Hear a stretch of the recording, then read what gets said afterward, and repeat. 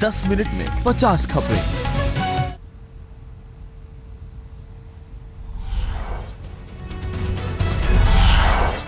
मुजफ्फरनगर दंगों पर जस्टिस विष्णु सहाय ने यूपी के गवर्नर राम नाईक को सौंपी रिपोर्ट। रिपोर्ट के मुताबिक वरिष्ठ पुलिस अधिकारी और प्रशासनिक अधिकारियों ने नहीं निभाई अपनी ड्यूटी। रिपोर्ट में नेताओं को भी बताया गया दंगों का जिम्मेदार। 2013 में हुए दंगों में 60 लोगों की गई थी जान। मुजफ्फरनगर दंगों के मामलों में आई रिपोर्ट पर बीजेपी नेता संगीत सोम की प्रतिक्रिया। यूपी सरकार की लापरवाही की वजह से हुए थे दंगे, प्रशासन की नाकामी।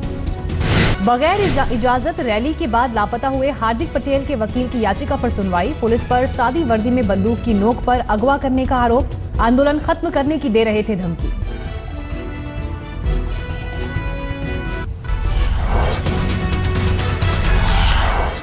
देश में सांप्रदायिक सद्भाव को बिगाड़ने के लिए कांग्रेस नेता दिग्विजय सिंह ने भागवत और ओवैसी को बताया जिम्मेदार। दोनों के चेहरों को मिलाकर ट्वीट की एक तस्वीर।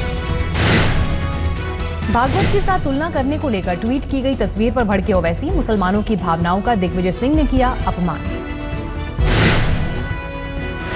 आरएसएस विचारक राकेश सिन्हा की तीखी प्रतिक्रिया। भागवत जी की तस्वीर को ओवैसी के साथ दिखाना ओछी हरकत। सरकार ने विवादित गुजरात एंटी टेरर लॉ को दी हरी झंडी। मंजूरी के लिए राष्ट्रपति के पास भेजा बिल। यूपीए सरकार के दौरान 3 बार किया था खारिज। डेंगू पर दिल्ली सरकार ने हाईकोर्ट में दिया हलफनामा। बीमारी फैलने के 1 हफ्ते के अंदर 75% फंड रिलीज किया गया। दिल्ली हाईकोर्ट ने अब एमसीडी, एनडीएमसी और दिल्ली सरकार से मांगा है जवाब। डेंगू को रोकने के लिए क्या उपाय किए, 29 अक्टूबर को अगली सुनवाई।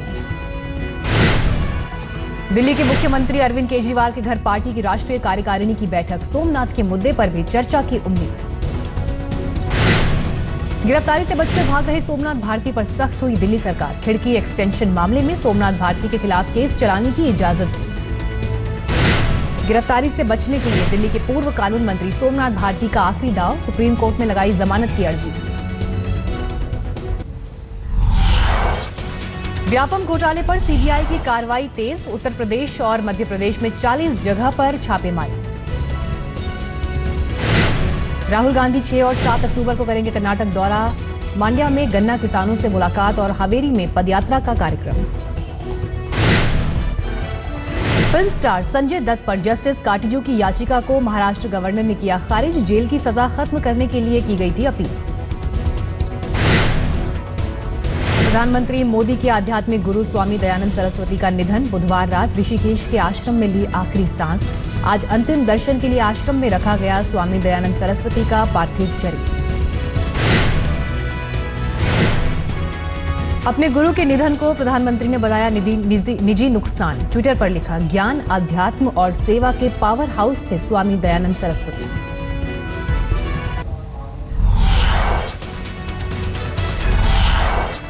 आयरलैंड की यात्रा के बाद अब अमेरिका में हैं प्रधानमंत्री मोदी। न्यूयॉर्क पहुंचने पर पीएम का हुआ जोरदार स्वागत।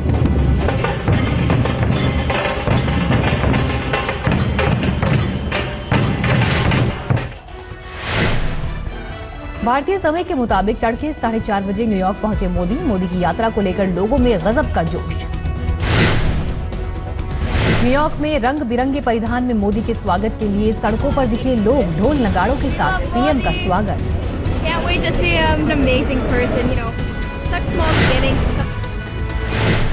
आज पीएम यूएन में सस्टेनेबल डेवलपमेंट पर एक बैठक को करेंगे संबोधित। ग्लोबल सीईओज के साथ डिनर में भी लेंगे हिस्सा।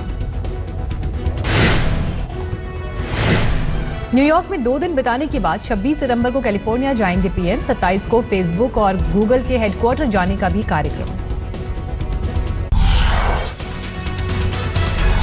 गृह मंत्री राजनाथ सिंह ने लद्दाख में आईटीबीपी कैंप का किया दौरा। सीमा पर तैनात जवानों से की मुलाकात। कहा, हमारे जवान पूरे साहस के साथ सीमा की कर रहे हैं रखवाली। हमें अपने जवानों पर गर्व। भोपाल में एक कार्यक्रम में पहुंचे केंद्रीय ग्रामीण विकास मंत्री चौधरी वीरेंद्र सिंह का बयान। सरकार को काम करने के लिए 5 साल की बजाय 7 से 10 साल का समय मिलना चाहिए। मुंबई में बीएमसी की जांच अभियान के दौरान अनिल कपूर और जूही चावला के घर मिला डेंगू लार्वा। गायक अमित गांगुली को भी दिया गया इसी मामले में नोटिस। दिल्ली के मुंडका में जल जमाव और खराब सड़कों के खिलाफ लोगों का गुस्सा, एमसीडी और विधायक के खिलाफ नारेबाजी।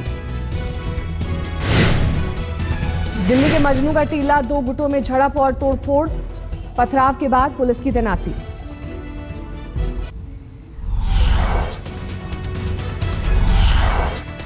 दिल्ली के दीनदयाल उपाध्याय अस्पताल में लड़की से रेप की कोशिश का आरोप, लैब टेक्नीशियन की पिटाई।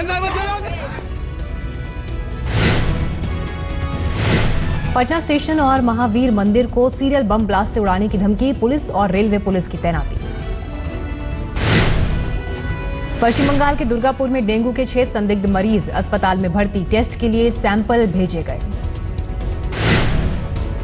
बिहार के नालंदा में सड़क हादसे में एक शख्स की मौत, लोगों ने किया तोड़फोड़ और हंगामा। रोहतक के कोर्ट परिसर में महिला पुलिस और वकीलों के बीच झड़प, पति और वकीलों पर लगाया मारपीट का आरोप।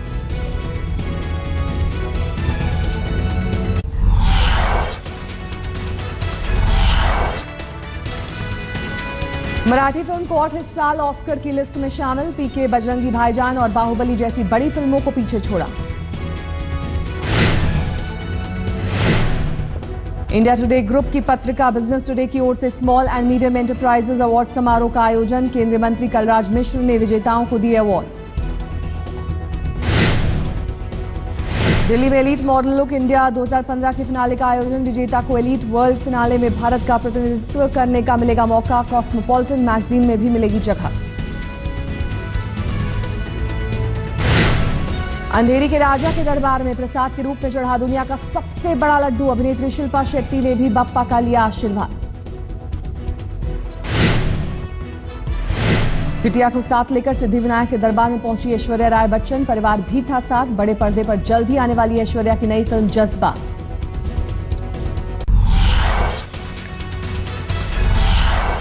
बेंगलुरु में चल रहे कैंप में तीसरे दिन टीम इंडिया ने खिलाड़ियों की फिटनेस पर दिया ध्यान, मेडिकल टेस्ट भी किया गया।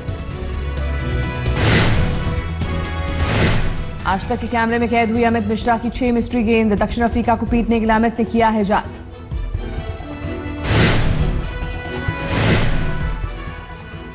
अमित मिश्रा ने आज तक से कहा, विराट कोहली बन सकते हैं देश के नंबर 1 कप्तान। दिल्ली रणजी टीम में ईशांत शर्मा को नहीं मिली जगह, एक सिलेक्टर ने कहा मैसेज और कॉल का जवाब नहीं दे रहे ईशांत। सौरव गांगुली को सीएबी का अंतरिम अध्यक्ष बनाने की अटकलें तेज, गांगुली ने ममता बनर्जी से की मुलाकात। यमन में सरकार के खिलाफ सड़कों पर उतरे लोग, शहीद हुए सैनिकों के परिजनों के लिए मुआवजे की मांग। अमेरिका के आयोवा में भारी बारिश के बाद कई इलाकों में बाढ़, स्थानीय प्रशासन ने लोगों को जारी की चेतावनी। मिस्र के राष्ट्रपति ने 100 कैदियों की सजा माफ की, रिहा हुए कैदियों में अल जजीरा के पत्रकार मोहम्मद फैमी भी शामिल। ग्रीस के रास्ते शरणार्थियों का यूरोपीय देशों की ओर जाना जारी, अब तक करीब 4,30,000 लोग समंदर के रास्ते ग्रीस पहुंचे। नासा ने धरती की कुछ नई तस्वीरों का जारी किया वीडियो, 13 सितंबर को रिकॉर्ड किया गया था वीडियो।